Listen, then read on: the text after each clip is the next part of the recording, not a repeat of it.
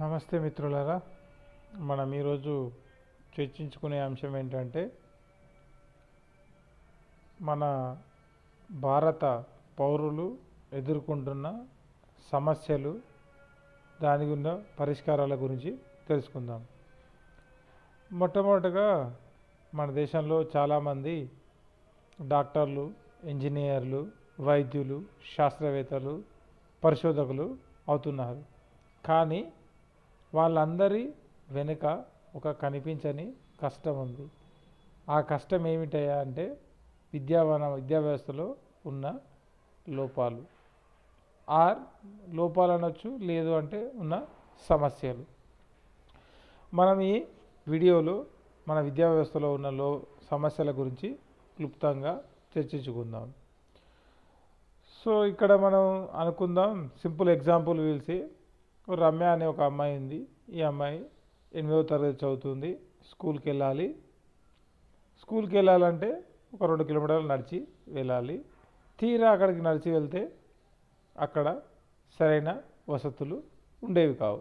అనగా ప్రయోగశాల ఉండేది కాదు, ల్యాబ్ ఫెసిలిటీస్ ఉండేవి కాదు, సరైన ఉపాధ్యాయులు వచ్చేవాళ్ళు అందుబాటులో ఉండేవారు. మనం అనుకుందాం మరొక ఉదాహరణ, రాహుల్ అనే విద్యార్థి నగరంలో చదువుతున్నాడు.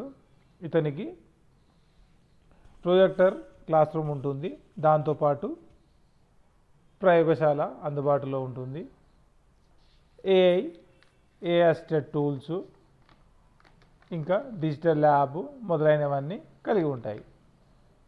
ఇక్కడ చూడండి, ఇద్దరు భారత పౌరులే, కానీ the way of learning is different.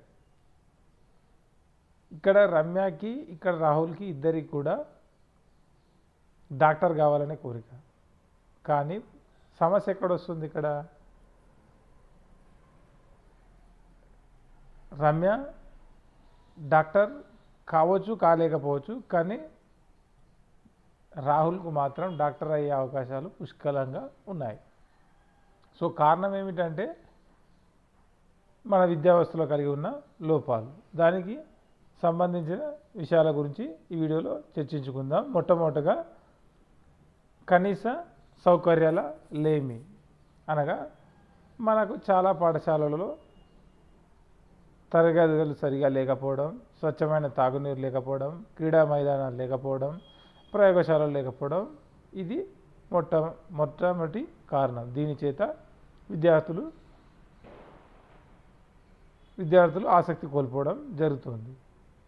చదువుకోవడానికి మొట్టమొదటిగా కావాల్సింది చదువుకునే వాతావరణం, అది లేకపోవడం జరుగుతుంది. రెండవ కారణం ఉపాధ్యాయుల కొరత, నైపుణ్యం లేని ఉపాధ్యాయులు. కొన్ని పాఠశాలలో క్వాలిఫైడ్ ఉపాధ్యాయులు లేరు, ఒకవేళ ఉన్నా కూడా చాలా తక్కువ సంఖ్యలో ఉన్నారు. సో దీని కారణంగా విద్యార్థులు ఏకాగ్రత లోపించడం, సరైన సమయం దొరకకపోవడం, విద్యార్థులు సందేహాలు నివృత్తి చేసుకోవడానికి. దానికి ఇంకొకటి డిజిటల్ డివైజెస్ పట్టణాల్లో smart learning, YouTube, AI tools ఇవన్నీ అందుబాటులో ఉంటాయి. కానీ పల్లెల్లో ఇటువంటి డివైజెస్ కొరత ఉన్నది. ఇంకొక నాలుగో సమస్య ఏంటంటే ఆర్థిక పరిస్థితి చేత పాఠశాలలకు పిల్లల్ని మాన్పించడం. సో పల్లెల్లో చిన్న గ్రామాలలో చదివే విద్యార్థులకు సరైన తరగతి గదులు లేకపోవడం కారణంగా, లేదా వాళ్ళ తల్లిదండ్రులు అందరూ డైలీ వేజెస్ కావడం వల్ల, ఆర్థిక పరిస్థితి అంతా మెరుగ్గా లేకపోవడం వల్ల విద్యార్థులు వాళ్ళ యొక్క ఆర్థిక పరిస్థితి కారణంగా విద్యార్థులు మధ్యలోనే చదువు మాన్పించడం. సో దీనికి గల కారణాలు విద్యా వ్యవస్థలో ఉన్న సమస్యల గురించి తెలుసుకున్నాం. దీనికి పరిష్కార మార్గాలు వెతుక్కుందాం, లేదా ఏం చేస్తే ఈ విద్యా వ్యవస్థలో ఉన్న లోపాలను మనం అధిగమించవచ్చు.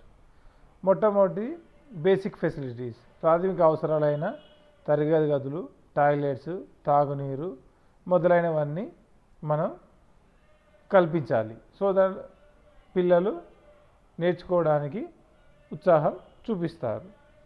సో దీనికి ప్రభుత్వాలు, ఎన్జిఓ సంఘాలు కలిసి పనిచేయాల్సిన అవసరం ఎంతైనా ఉన్నది.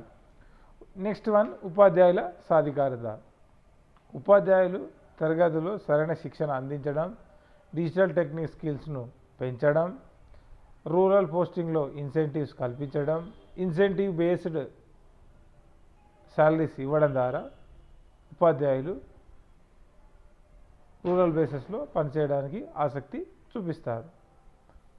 కమ్యూనిటీ డ్రివెన్ డిజిటల్ లెర్నింగ్ అంటే ఇక్కడ గ్రామాల్లో డిజిటల్ తరగతి గదుల నిర్మాణం, మొబైల్ లెర్నింగ్ ల్యాబ్స్ ఏర్పాటు చేసి పిల్లలను ప్రోత్సహించడం.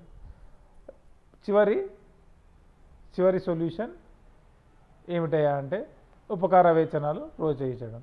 సో ఉపకార వేతనాలు ప్రభుత్వాలు, ఇతర స్వచ్ఛంద సంస్థలు ఇవ్వడం ద్వారా మన విద్యా వ్యవస్థలను ఉన్న సమస్యలను కొంతవరకు అయితే పరిష్కరించవచ్చు. సో ఇక్కడ మనం తెలుసుకోవాల్సిన అంశం ఏంటంటే, ఎడ్యుకేషన్ అంటే మార్క్స్ కోసమే కాదు. విద్య అనేది మనకు స్వయం బుద్ధి, నైతికత, ఉపాధి అవకాశాలను పెంచాలి. Education is not a charity, it is a responsibility. So thank you for watching my video. If you like my content, please subscribe.